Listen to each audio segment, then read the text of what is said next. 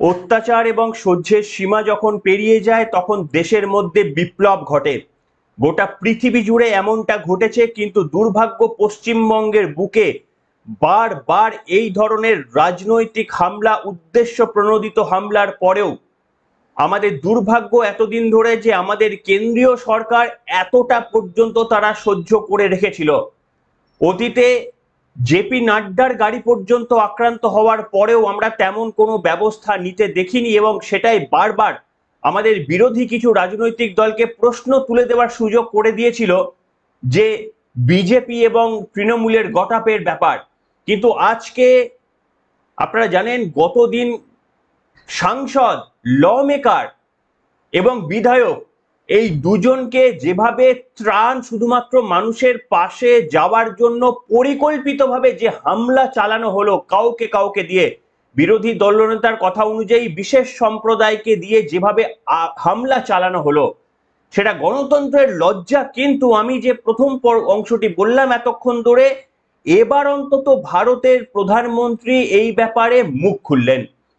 আমি বিগত কবে রাজনৈতিক ভোট ছাড়া দেশের প্রধানমন্ত্রী রাজ্য সম্পর্কে নাক গলিয়েছে ঠিক মনে করতে পারছি না।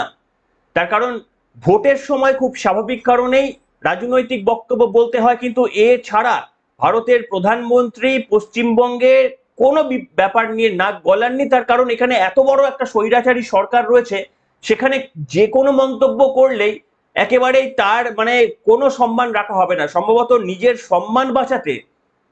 এবং এই ধরনের একটা অদ্ভুত রাজনৈতিক দলের সঙ্গে কার্যত কি বলবো, একটা মুখের একটা কি বলবো, সবার তো ফেস ভ্যালু রয়েছে, সেটা বাঁচানোর জন্যই আগে ভাগে কোনো কমেন্ট করেন না।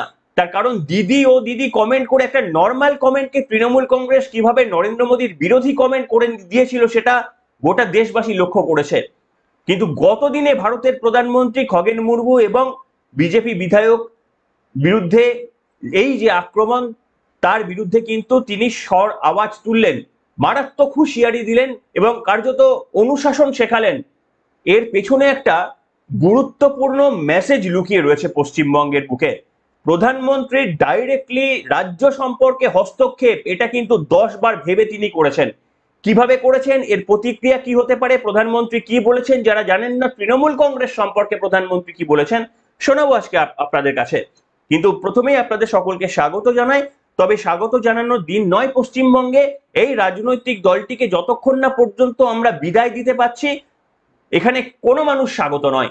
আমি আপনাদের সামনে, আপনারা দেখে নিয়েছেন সেই রক্তমাখা খগেন মুর্মুর মুখের ছবি তো দেখাতে পারবো না, কিন্তু তিনি এই মুহূর্তে হাসপাতালে ভর্তি ছিলেন। শুভেন্দু অধিকারী একটি ভিডিও শেয়ার করেছেন, সেই ভিডিওটি আপনারা একবার দেখে নিন।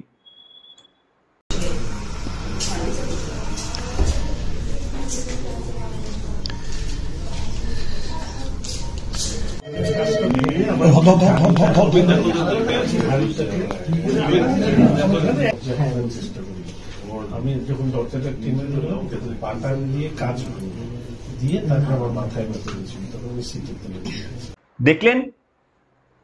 এবং আমি আপনাদের সামনে দেখাতে পারবো না, আপনারা সকলে দেখে নিয়েছেন। এই রকম রক্তমাখা একজন সাংসদের মুখের ছবি আপনি দেশের কোথাও দেখাতে পারবেন না।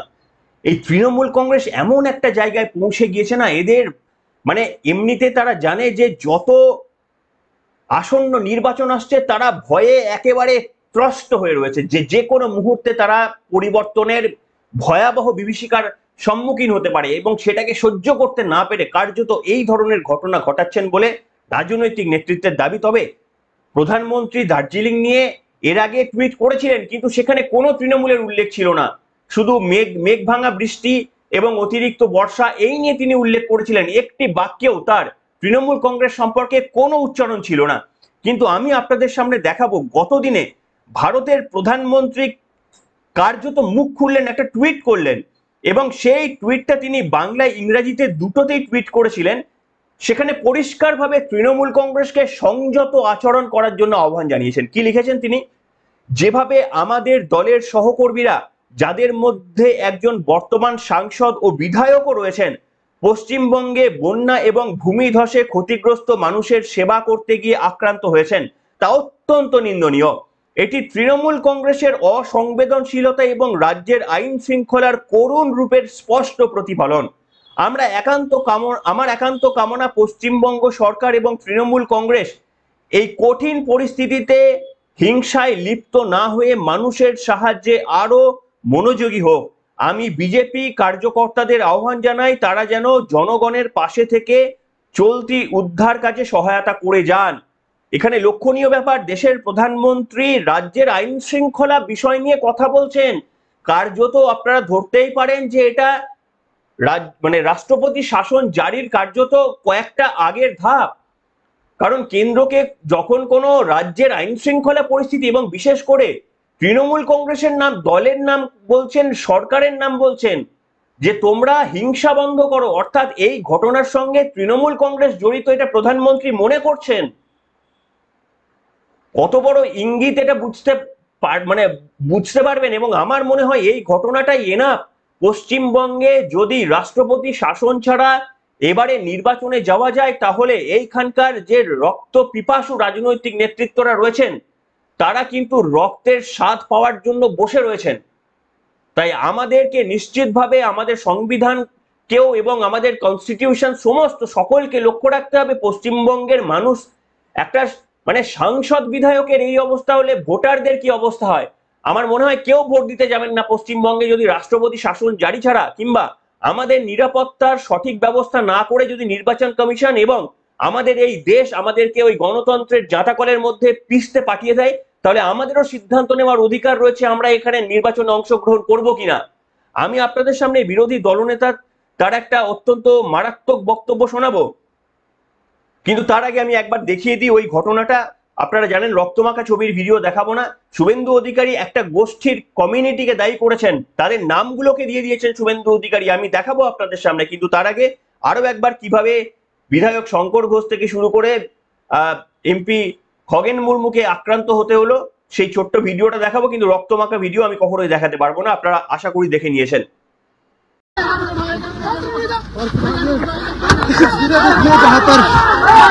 দেখতে পাচ্ছেন রীতিমতো হাতাহাতিতে জড়িয়ে পড়লো।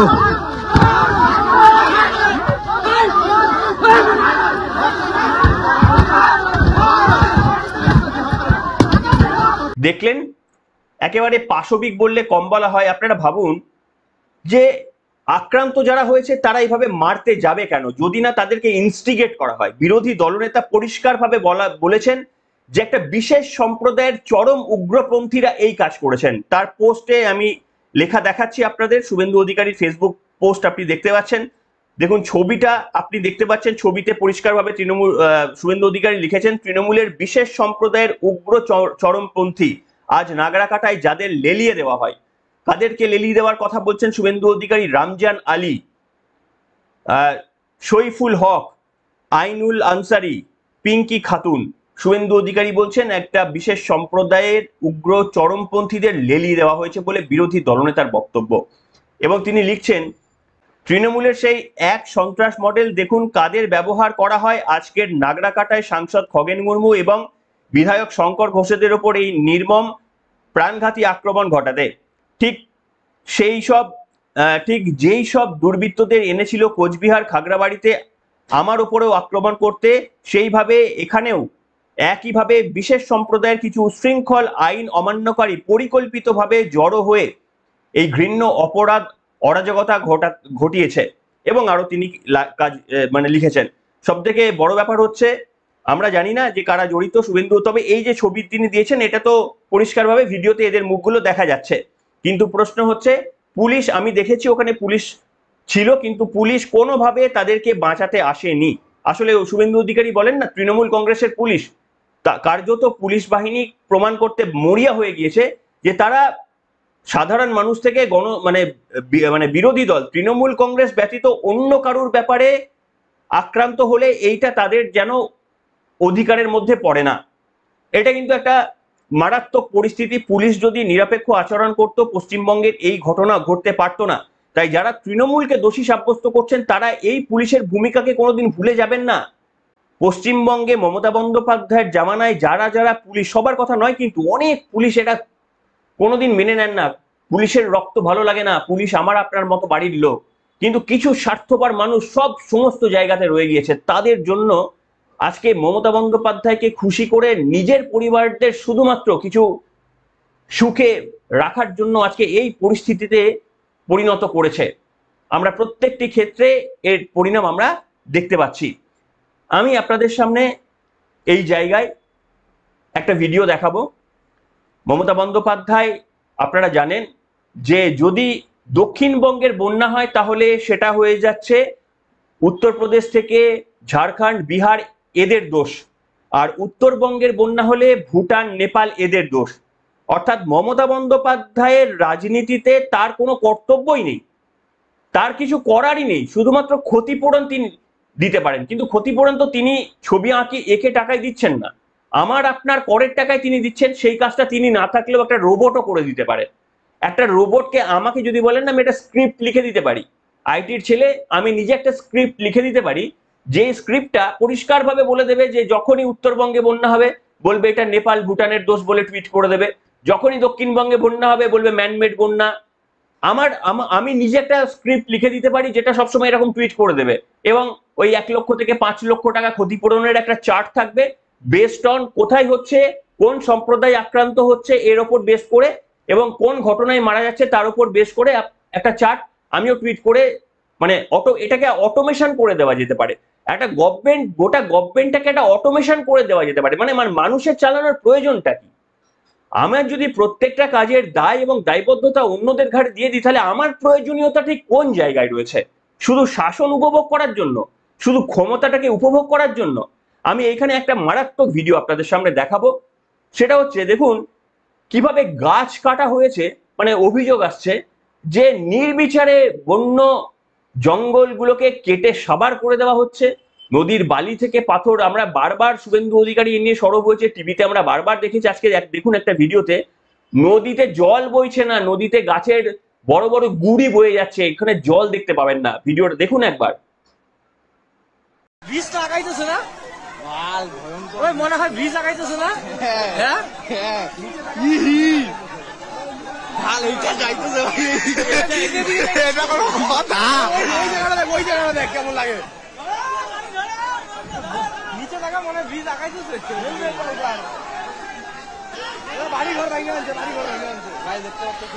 এই মুহূর্তে ঘুঘুমারের অবস্থা খুবই টাইট অবস্থা হয়েছে, কোন সময় কি কি হয়ে যাবে ঠিক নাই। এইদিকে অবস্থা আরো টাইট।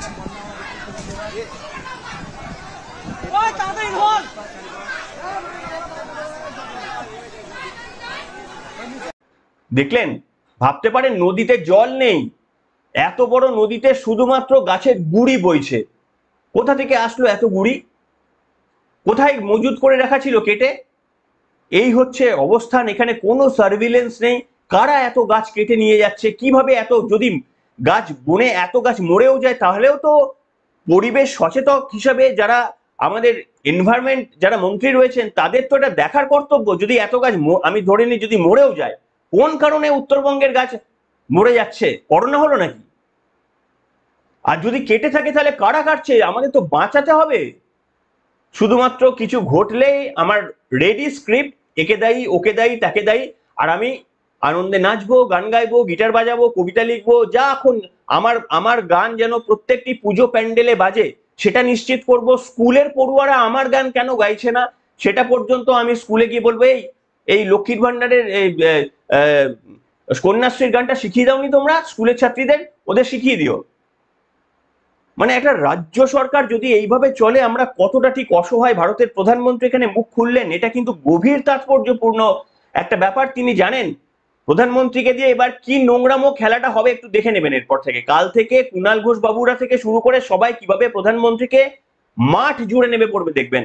কিন্তু আমার মনে হয় যে আমাদের আইদার কেন্দ্রীয় সরকার নিশ্চয়তা দিক, এরকম তো নয় যে আমরা ভারতের বাইরে, যে একটা রাজ্য সরকার যা ইচ্ছা তাই করতে পারে। নিশ্চিতভাবে আইন শৃঙ্খলা রাজ্যের অধীনে রয়েছে, কিন্তু সেটা যদি ল অ্যান্ড অর্ডার যদি তারা মেনটেন করতে না পারে, তাহলে কোথাও কোথাও সেখানে আইদার আমাদের রাষ্ট্রপতি, কেন্দ্রীয় সরকারের কখনো কখনো হস্তক্ষেপ প্রয়োজন হয়। সুমোটোভাবে আমাদের বিভিন্ন আদালত ইতিমধ্যে বিভিন্ন ক্ষেত্রে তারা ব্যবস্থা নিয়েছে। তো আমাদের বক্তব্য, আমাদের একটা রাজ্যপাল ঠুটো জগন্নাথের মতো বসে আছেন, সম্মান রেখেই বলছি, ঠুটো জগন্নাথের মতো বসে আছেন, তার না কোনো কথা কোনো বাঙালি বুঝতে পারে, সেটা ব্যাপার না। কিন্তু ব্যাপার হচ্ছে তিনি যে মেসেজটা দিতে চান সেই মেসেজ, আমি ভাষার কথা বলছি না, তার মেসেজটাই ক্লিয়ার নয়। তার রেসপন্সিবিলিটি কি এই পশ্চিমবঙ্গে আমরা এতদিন 4-5 বছর হয়ে গেল কিছু বুঝতে পারলাম না। হাতে খড়ি ছাড়া তার কি কর্তব্য এই পশ্চিমবঙ্গের বুকে আমরা তো কেউ বুঝতে পারলাম না, কি জন্য কোন পোস্ট হোল্ড করে তিনি বসে রয়েছেন। তো এনিওয়ে, এটা আমাদের দুর্ভাগ্য। তবে আমাদেরও একটা রাইটস রয়েছে।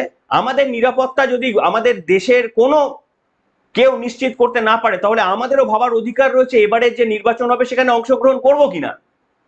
যদি সাংসদ বিধায়কদের এইভাবে রক্তাক্ত হয়ে যেতে হয়, তাহলে আমাদেরও অধিকার রয়েছে ভোটের কেন্দ্রে আমরা ভোট দিতে যাব কিনা আমরা ভেবে দেখব। আমরা দেখব কেন্দ্রীয় সরকারের কি তারা আস্থা আমাদের জানাচ্ছে, নির্বাচন কমিশন কি আস্থা দিচ্ছে, কেন্দ্রীয় আমাদের রাষ্ট্রপতির তরফ থেকে কোনো বার্তা আসে কিনা, তারপর আমরা নির্বাচনে অংশগ্রহণ করব, নাহলে করব না। আমাদের কোনো পরিবর্তন করার দায় নেই। আমরা একা পরিবর্তন, কারণ হচ্ছে এটা তো যুদ্ধ নয় যে আমরা একা গিয়ে যুদ্ধ করে লড়াই ছিনিয়ে আনবো, এটা গণতান্ত্রিক ব্যাপার। আর গণতন্ত্র যাদের হাত রয়েছে, গণতন্ত্রের মাথা যারা, তারা যদি চুপচাপ বসে থাকে তাহলে এখানে আমরা কিছু করতে পারি না। আমাদের গণতন্ত্রের এখানে শুধুমাত্র সংবিধান অনুযায়ী একটাই অধিকার, সেটা হচ্ছে একটা ভোট, এছাড়া আমাদের কোনো অধিকার নেই আর। তাই আমরা কিছু করতে পারি না। আর যেটুকু অধিকার এই বাক স্বাধীনতার, সেটা দিয়েই আপনাদের সামনে বলছি, আপনারাও বলছেন কমেন্ট সেকশনের মধ্যে। এনিওয়ে, আপনাদের মতামত লিখে জানাবেন, সবাই তীব্র প্রতিবাদ করবেন এবং আমাদেরও সিদ্ধান্ত নিতে হবে যে আমাদের সকলে যদি আমাদেরকে এইভাবে ঠকায় তাহলে আমরাও নির্বাচনে অংশগ্রহণ করব কিনা। এখনকার মতো এখানে।